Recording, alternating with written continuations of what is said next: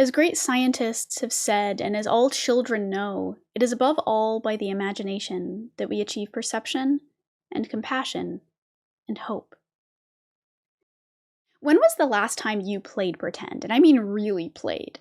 When I made a community post a few weeks ago asking you all how you played pretend as kids, I got hundreds and hundreds of responses from people raving about their childhood imaginations and how much fun they had pretending to be animals or playing house with their siblings. But for a lot of us, we haven't done that kind of thing in a long time. Sure, we might play role-playing video games or tabletop games where we adopt a new persona for a few hours, but outside of that, most of us don't really stretch our imaginations much anymore. But why is that? Why does it feel like we're not allowed to be imaginative anymore? Like when we grow up, we have to stop imagining and playing pretend. Why does it feel like imagination has been ruined?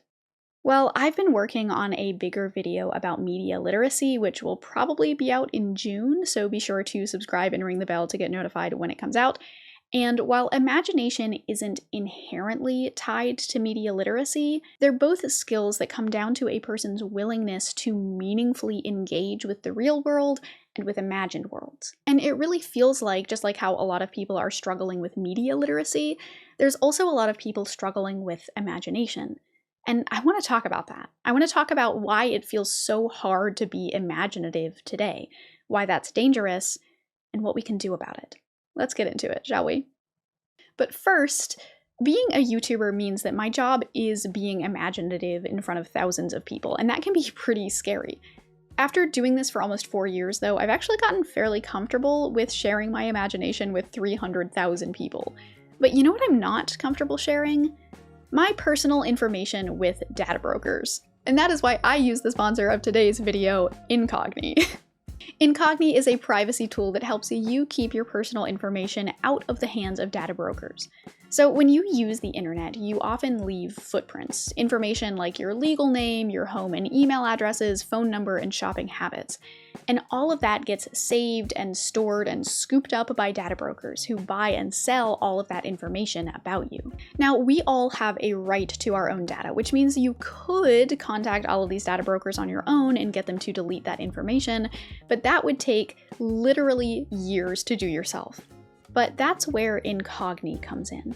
Incogni reaches out to these data brokers on your behalf, requesting your personal data removal, and then dealing with any objections they might have. As a content creator, I have a lot of privacy concerns about people finding my personal information or where I live, and so Incogni's ability to scrape all of that stuff off the internet is really important to me. But they can also help with things like spam emails and phone calls, which has also been a huge help. I have never felt so free from spam.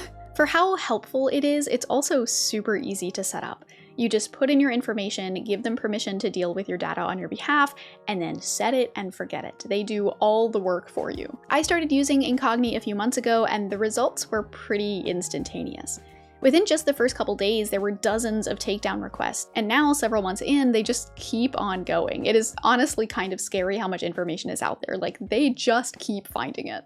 Incogni is a great tool for managing your internet privacy, and if you want to check it out, you can go to incogni.com/ZoeB, and if you use code ZoeB, you can get 60% off an annual plan. Like I said, it is a super easy tool to use, and it gives me such peace of mind knowing that my personal information isn't being bought and sold by data brokers. I genuinely cannot recommend Incogni enough. Again, that link is incogni.com/ZoeB using code ZoeB for 60% off an annual plan. And thanks again to Incogni for sponsoring. But with that, let's get back to the video. Before we get into the larger issues surrounding imaginative thinking, it's important to acknowledge some of the personal reasons why people might struggle with imagination. One big hurdle to imaginative play is that it feels really vulnerable. So I play D&D on a streamed show called What's Left of Us, which is live on the last Friday of every month, and you can watch the VODs on the channel of our DM Jcorn, and I have links in the description if you want to check it out. But for that game, I pretend to be a little gnome girl who has a robot dog and lived alone in the woods for most of her life, and she doesn't know how friends work or what taxes are, and she is very cute. But Role-playing in front of hundreds of people is not a skill that comes naturally, even for me, professional YouTuber Zoe B, because doing imagination with other people is intimate in a really unique way. When you play pretend, you initiate this sort of social contract where you and the people you're with agree that whatever you're about to do is fake, but you're all going to suspend your disbelief. That is, you are going to turn off the part of your brain that says, actually, that's not realistic. So when I play D&D, I fulfill my side of the social contract by doing my best to embody this character who exists in this fictional world. And the viewers fulfill their side by agreeing to accept our fiction as reality. But the problem is that it can be really hard to find people willing to suspend their disbelief like that. And more importantly, being creative means taking creative risks, and risks are scary. What if you use your imagination to write a story and no one likes it? What if you come up with a new kind of magic system or a fantastical creature and everyone thinks it's silly? That's a really scary thing for a lot of people, and it's one of the biggest reasons why people are reticent to use their imaginations in these kinds of settings. Part of the blame for this is definitely on schools. Schools don't seem to value imagination at all, right? In many ways, students are actually punished for being imaginative through the punitive use of grades, which has essentially conditioned us to fear creative risk-taking. Even in art classes, which are, of course, electives that are sequestered off into their own space, where you would think that there would be room for creativity and imagination, it's still often about doing things the right way for a grade. And when we leave school, it gets even worse. Imagination is seen as childish, as a waste of time. Adulthood is for doing real work in the real world, not fantasizing about other worlds or dreaming of new things. So it's no wonder we're not very good at being imaginative. Imagination is scary at the best of times, and most of us weren't taught how to do it, and society at large doesn't seem to care about it at all. But why? For one thing, imagination doesn't make money, or at least it's not guaranteed to make money. Imagination means creativity, and creativity means risk. When you make something new, you don't know if it's going to be any good or if it'll even work in the first place. It's inherently risky. So you have to do this balancing act of being creative enough that your ideas can sell, while not being so creative that your ideas are so new that they're scary. You can't have too much imagination. You need just enough imagination to come up with new stories, new iterations on old ideas, new sequels for established properties, but the way those stories are told, the underlying structures of them, have to stay the same. You're free to come up with new stories as long as those stories fit within a 3-act structure, are written in standard English, and meet industry standards of form and style. Even in business, where people say they want innovation, what they really mean is innovation within certain boundaries. Imagination is for making small adjustments to pre-existing safe bets. We see this in education too. When we teach students about the world, we teach them how to exist within it, not how to change it. We teach them the status quo, how to solve equations and how to write research papers and how the government works. We don't teach them to ask if those equations are the only way to solve the problem, or why research papers have to be written like that, or whether the government should work that way. We're not training students to imagine new ways of doing things, we're training them to do what an authority figure tells them to. The premier example of this kind of education can actually be seen in everyone's favorite propaganda outfit, PragerU. Like I've talked about in another video, PragerU's lesson plans are bad. I think that this is all indicative of just how vapid PragerU's view of schooling is. Their lessons don't include real activities or real discussions because they simply cannot imagine a lesson that isn't someone standing at the front of a classroom talking at a bunch of children who are silently sitting at their desks with a worksheet in front of them. They say that they want to change the future of education in America, but what they're providing with these lesson plans isn't some kind of educational revolution. It's boring. Now, they actually just recently came out with their first real class, something that is actually being used for real academic credit in New Hampshire schools. And I was thinking about doing a little video on it because when I was looking into it earlier, it looks so bad. And I think that it is just endlessly fascinating how PragerU sees education. So let me know in the comments if you want me to take a look at their Econ 101 class so you don't have to. But anyway, all of these lessons, even their craftery art videos, all just come down to students following directions and doing things the right way. There's no room for imagination or critical thinking or creativity, because they don't care about that. They don't care about kids asking questions or expressing themselves or daring to do things differently. They care about kids doing what they're told. But there's still a deeper question here. Why do schools and businesses not value imaginative thinking? It's like they're afraid of imagination, like they can't risk people trying new things. But risk is only a bad thing if whatever you're holding on to, whatever the status quo is so valuable that you just cannot possibly chance losing it. And that's interesting, right?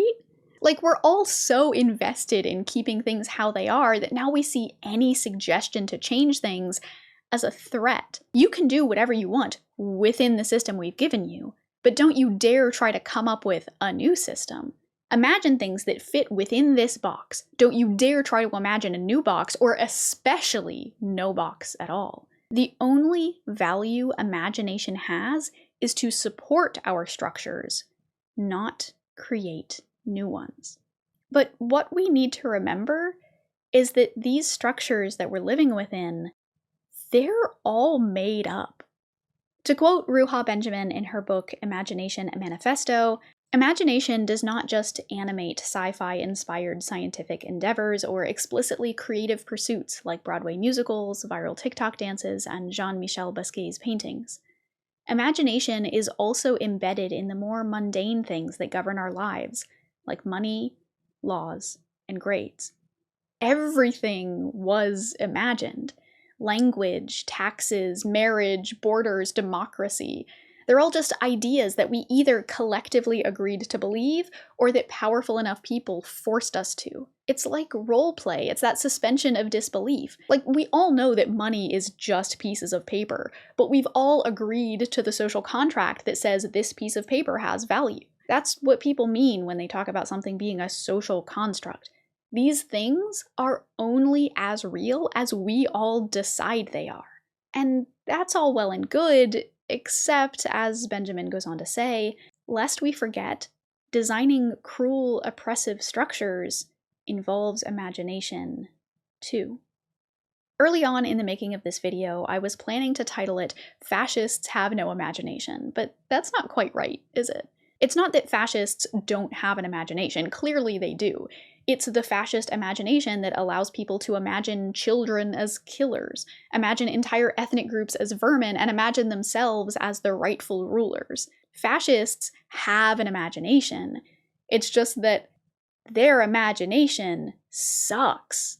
Their imagination is cruel, rigid, and static, and this cruel, rigid, static imagination is what I'm calling the fascist unimaginary, and it lies at the heart of bigotry. The fascist imagination puts people in boxes based on arbitrary traits, and then refuses to imagine that they could ever leave that box. White supremacy cannot imagine black philosophers. Patriarchy cannot imagine women leaders. Cis-heteronormativity cannot imagine trans people existing. The fascist unimaginary shows up in our art, too. We've been imaginative enough to invent dwarves and mermaids, but we couldn't possibly imagine black dwarves or mermaids. We can imagine magic-wielding TTRPG characters, but not ones in wheelchairs.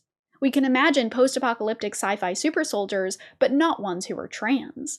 So we do have an imagination. We've imagined so many things, all these systems and concepts and fictions. We just can't imagine any further. And that kind of doesn't make sense, right? How can we be imaginative enough to live in this world of concepts, but not imaginative enough to create new ones? What is it about the fascist unimaginary that has gotten us so stuck?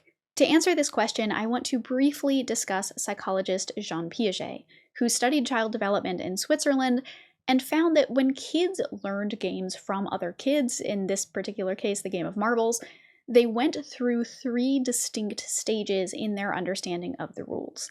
Eric Zimmerman describes Piaget's findings in his book, The Rules We Break: Lessons in Play, Thinking, and Design, and says, Piaget found that children move through 3 different stages as they learn how to play marbles. The youngest kids have a vague sense that there are rules you're supposed to follow, but they don't quite understand how they work and don't fully comprehend the entire system. In the second stage, usually starting around age 5, children are able to understand the rules of marbles and fully play the game, but in a very particular way. They hold the rules as a kind of sacred authority. They play strictly by the rules only and won't permit any bending or breaking of them. There is only one right way to play the game. The third stage begins around age 10.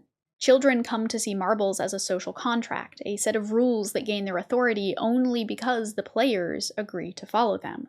This means that if everyone agrees, the rules can be changed. So right now we're stuck on stage 2, right?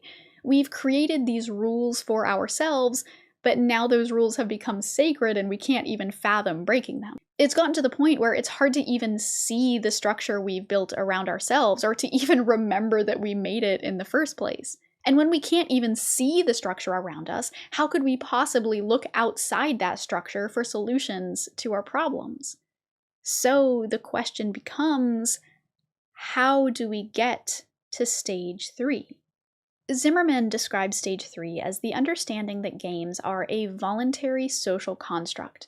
Play, in this sense, is wonderfully flexible but also quite fragile. Play happens only if and when we all agree to it.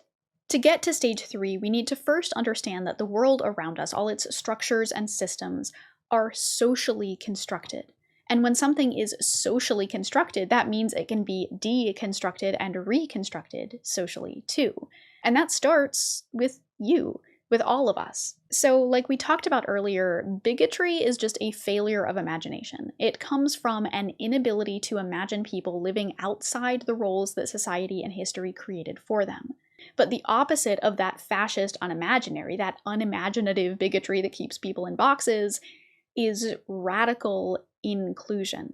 To give you an idea of what I mean here, I want to talk about Pixar University, a program run by Pixar Animation Studio, where they held over 100 courses, including filmmaking, painting, drawing, sculpting, and creative writing. Every member of the Pixar payroll, including the animators, accountants, catering staff, technicians, production assistants, marketers, and security guards, is entitled and encouraged to spend up to 4 hours of every working week in the Pixar University. Since anybody can go to any course, there's a constant flow of new ideas running through the organization. People from different areas of the organization work with each other and are reminded that they're all part of a single effort. In other words, rather than putting people into boxes that they're not allowed to leave, Pixar actively invited all of their staff to be a part of all of their work. And that diversity and solidarity meant that the entire organization got a huge creative boost. See, imagination is at the heart of empathy. It's through imagination that we're able to put ourselves in others' shoes, imagine how they live and what they go through, and see things from other people's perspectives. And if we are going to work together to reconstruct the world around us, we're going to need all of us, and we're going to need to be able to understand each other. But people who are invested in the world staying how it is don't want us to imagine something new. They like things just the way they are. So, as Ruha Benjamin puts it, is it any wonder then that those in power work tirelessly to squash us from having radical imaginations that dare to envision a world in which everyone can thrive? But they can't kill imagination fully because we all imagine all the time. In fact, you're probably a lot more imaginative than you think you are. As Dr. Stuart Brown puts it in his book, Play, someone might not even notice as they fantasize about what kind of house they would like to live in or whom they would like to marry. But the brain is constructing a working profile of a future house or future spouse. And we continually make up storylines in our heads to keep the past, present, and future in context. Thinking about what you want for your future or creating a story out of your past is imagining. Having conversations with people in your head and giving fake interviews in the shower are playing pretend. We are imaginative. We are playful. Society just tries to convince us that we aren't because imagination and play are harder to control. And because they're harder to control, they're considered childish and silly and unimportant. And so what we're seeing is less and less time and space for play. Schools are starting earlier, recess times are being cut, rest is being replaced by side hustles, and media literacy seems to be on the decline, as I'll discuss in my larger video on the topic. But the truth is, play is actually incredibly valuable. Play, according to Jennifer Gosetti-Ferencei, nurtures a child's sense of being by giving them time and space to try new things, to make inferences and learn from experience, to practice empathy and stretch their creative muscles. Play not only supports other skills necessary for survival, but may be an evolutionary end in itself. And because of this, children end up thriving in societies that prioritize play. For instance, in some hunter-gatherer cultures where kids were able to spend hours away from adults just playing pretend with other kids, the children in these cultures are among the brightest, happiest, most cooperative, most well-adjusted, most resilient children ever observed anywhere. And the same is true for adults. Imagination and playing pretend are incredibly valuable to our mental well-being, with role-playing games actually being used as therapeutic tools to help people safely explore themselves and their struggles. That's honestly part of why I make sure to spend my time playing D&D, whether it's on our monthly streamed show or in the private games with just me and my friends. And again, if you want to see me pretend to be a little gnome girl with a robot dog whose magic actually comes from the power of imagination, the links to the show are in the description, and I also know that the Crit Award nominations are still open, so if you like TTRPG actual play games, I will have a link in the description where you can nominate your favorite and help to spread the joy of play. Anyway, I'm not necessarily saying that playing pretend is Praxis, but I'm also not saying that. Obviously, imagination and playing pretend aren't able to change the world on their own, but they are absolutely important. They help us see the structures around us, to imagine new worlds, and to live our own lives to their fullest. Imagination is at the root of empathy, solidarity, and hope. But imagination has been branded as childish, and we've been forced into boxes that constrain our creativity, simply because the current systems we're working within don't want to have to change. Our system is stuck in stage 2, where the rules are sacred and anyone who tries to play outside those rules is wrong. They just want sequels and remakes and iterations and adjustments because they're safe and easy. But if we want to get to that third stage, if we want to see things change, if we want a better world, we're going to have to do the hard, risky thing and take ownership of our imaginations, stretch our creative muscles, and get to work. And it's work that can only be done together. We need to work together to change the education system so it stops punishing us for our creative risks. We need to come together to fight back against the fascist unimaginary in our culture. And above all, we need to play together. To play with something is to explore its possibilities, to test its limits, to move beyond the functional and utilitarian and into the realm of the unexpected and inappropriate. Punk rock played with the conventions of how to make music. Political revolutions play with the established order. New ideas play with old ideas. In experiencing play, we're training ourselves to be flexible and creative, to be critical, to not just accept things as they are. As we play with something, we start to understand it in new ways.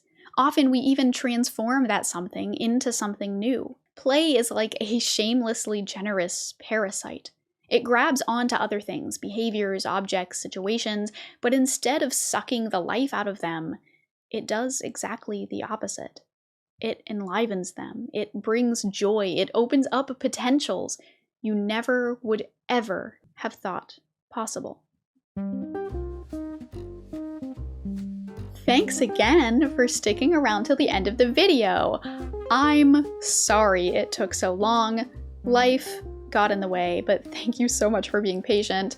My next video should be out relatively soon. It's a little quick one, and then I have my big media literacy video after that, so be sure to subscribe to the channel and ring the bell so you get notified when those videos come out.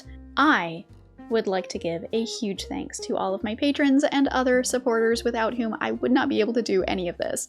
I want to give an especially big thanks to Hugh Sophia, Justin Lowry, Megan Lowndes, and Shep Alderson. I would not be able to do this without you. Thank you so very much. If you want to get your name in the credits or get early and ad-free access to my videos, then join my Patreon at patreon.com/Zoe_B or become a channel member using the button below.